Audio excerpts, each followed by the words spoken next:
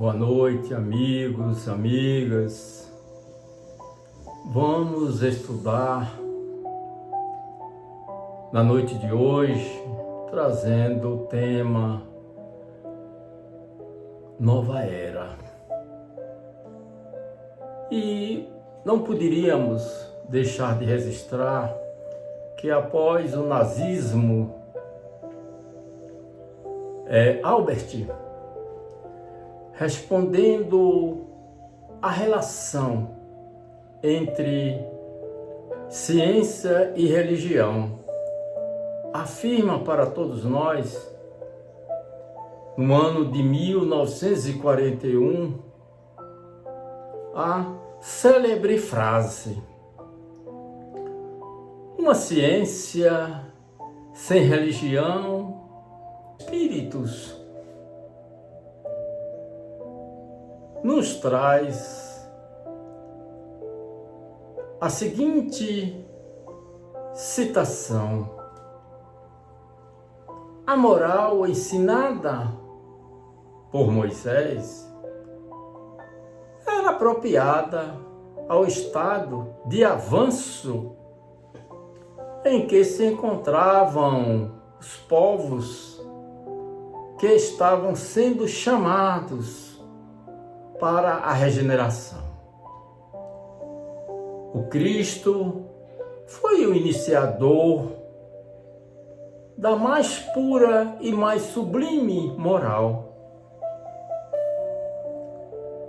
da moral evangélica cristã, que deve renovar o mundo, aproximar os homens e torná-los irmãos. O Espiritismo, meus amigos, é a alavanca que Deus se serve para fazer avançar a humanidade. Veja bem, Moisés abriu o caminho, Jesus continuou a obra, o Espiritismo a concluirá. É assim que nos diz a citação. Tal é a ordem histórica das revelações. Primeira, segunda e terceira. Na segunda, o Espírito de Emmanuel. Justiça, amor e verdade. Primeiro milênio, segundo milênio e início do terceiro. Etc. Observamos, portanto, que o Espiritismo estaria marcando o advento do terceiro milênio, um período de natureza moral, denominado pelos espíritos superiores Era Nova. A alavanca utilizada por Deus será, nesse contexto, a ferramenta simples e poderosa, o Espiritismo, que vem revelar as leis que regem o mundo espiritual. Leis estas mais completas e perfeitas para a elevação moral da humanidade. Pois bem, a doutrina espírita é um corpo codificado de princípios, dentre os quais temos que considerar a importância do princípio de reencarnação ou de pluralidade das existências que, junto ao princípio de pluralidade dos mundos habitados, é o instrumento para fundamentar o princípio da migração de espíritos. Este último implica naturalmente a relação entre os mundos superiores e inferiores. Jesus, ao confrontar a lei antiga com seu pensamento renovado de amor, de caridade, longe de questionar a sua validade, ele a reforça. Não é só o assassinato que condena, ao lembrar o não matarás. São também a cólera e o rancor. Não é só o ato, minha gente, específico do adultério, o perjúrio, não é condenável apenas quando cometido em nome do Senhor, mas é cortado pela raiz, eliminando o próprio juramento em si. Não jureis em hipótese alguma, em lugar do olho por olho. Era assim? Recomenda oferecer alguma a outra face. Ou seja, renunciar ao revide bárbaro. Em vez de amar ao próximo e odiar ao inimigo, recomenda que se ame também e principalmente ao inimigo. Já nos dizia Hermínio de Moraes, Hermínio Miranda. Correto? Kardec destaca em A Gênese, é bom a gente relatar sobre isso. São chegados os tempos marcados por Deus, em que grandes acontecimentos se vão dar para a regeneração da humanidade. Quando alerta aos homens: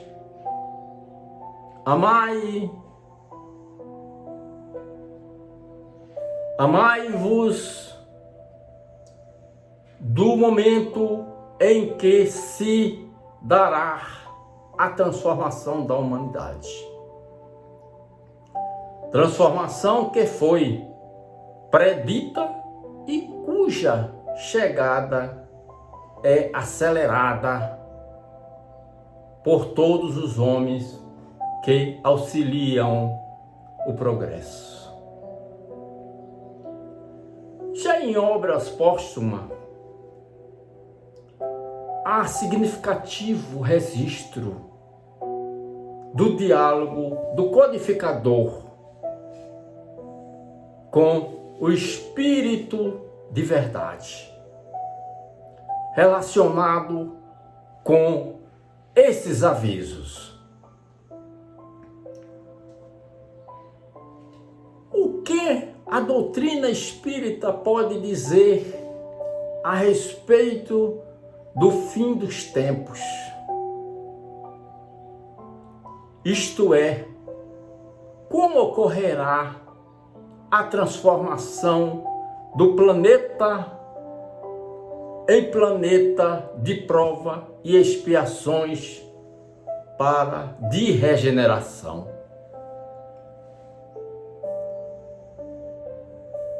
Boa pergunta.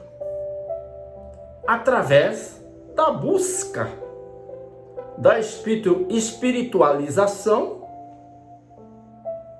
superação das dores e construção de uma nova sociedade. A humanidade caminha para a regeneração das consciências. Cabe a cada um longa e árdua tarefa de ascensão. Trabalho e amor ao próximo. Com Jesus, o caminho. Que nós estamos muito distanciados. Nós estamos muito distanciados do nosso próximo, não é isso? Na transição e caminho para a nova era, os espíritos disseram que são chegados tempos em que tais coisas têm de acontecer. Em que sentido se deve tomar essas palavras, Bonfim?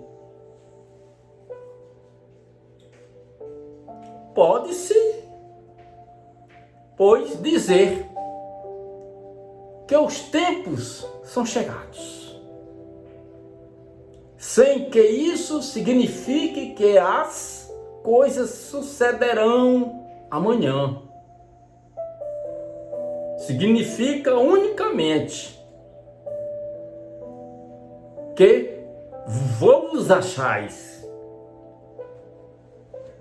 no período em que elas se verificarão. Não tenha pressa. Santo Agostinho, em Evangelho segundo o Espiritismo, comenta sobre a seguinte indagação: que o progresso é uma lei, é uma das leis da natureza, bondade de Deus que deseja que tudo se engrandeça e prospere. A própria destruição é apenas um meio de se chegar pela transformação, visto que tudo morre para renascer e nada sofre o aniquilamento. Nessa transição, veja o papel do Espiritismo. O Espiritismo se tornará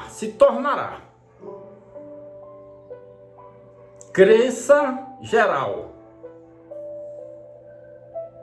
ou continuará sendo professado apenas por algumas pessoas.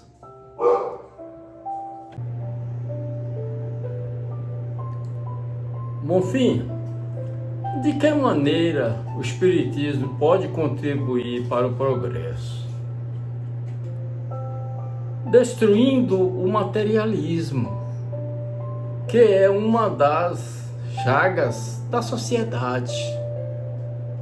O Espiritismo pode fazer com que os homens compreendam onde estão seus verdadeiros interesses, como a vida futura não mais estará revelada pela dúvida. Não. O homem perceberá melhor que pode garantir o seu futuro por meio do presente. Não é verdade? Ainda na transição e o papel do Espiritismo na nova era, Joana de Ângeli esclarece: o indivíduo que se renova moralmente contribui de forma segura para as alterações que se vêm operando no planeta.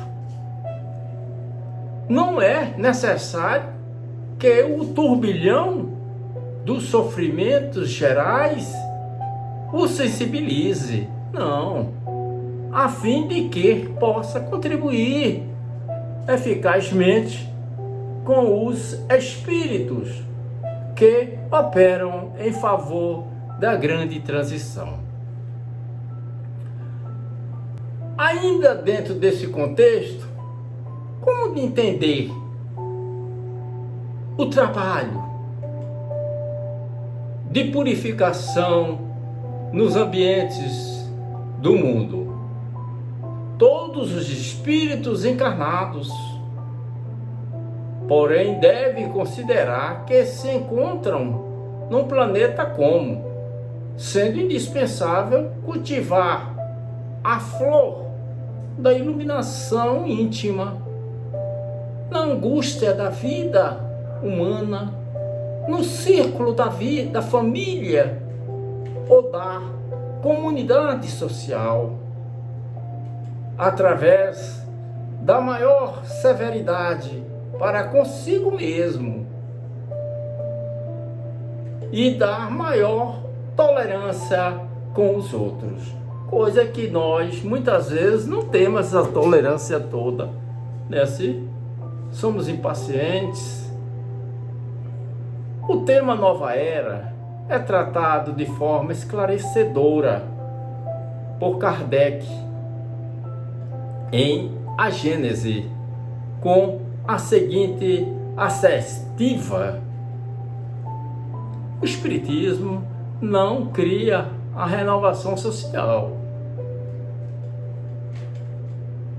A madureza da humanidade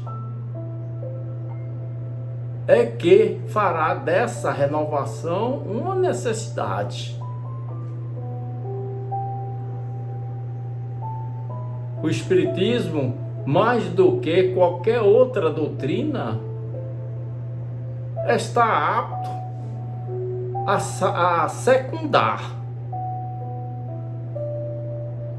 o movimento regenerador. Por isso, ele é atual.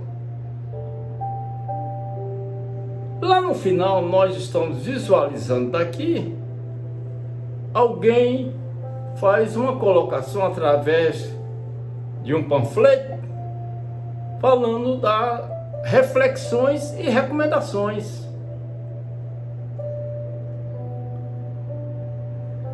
Meus irmãos, implementar a ampla difusão dos princípios da doutrina espírita é estimular a união dos espíritas e a unificação do movimento espírita como uma família, base proporcionadora à difusão do espiritismo e à prática da solidariedade. Divulgar as obras básicas e as que sejam coerentes com a codificação espírita, como recomendações para leituras e estudos. Evitar a divulgação de informações e de literaturas catastróficas que destaquem fatos negativos. Pautar as ações espíritas através do estudo, da divulgação e prática como base no ensino moral do Cristo. Portanto, veja, esse estudo que estamos finalizando, que nos traz informações preciosas sobre a nova era, para que haja uma modificação, para que possa ficar implantado em nosso interior algo que possa nos fortalecer, nos enriquecer espiritualmente. É isso que nós talvez estejamos precisando. Muita paz, meus irmãos, e boa reflexão.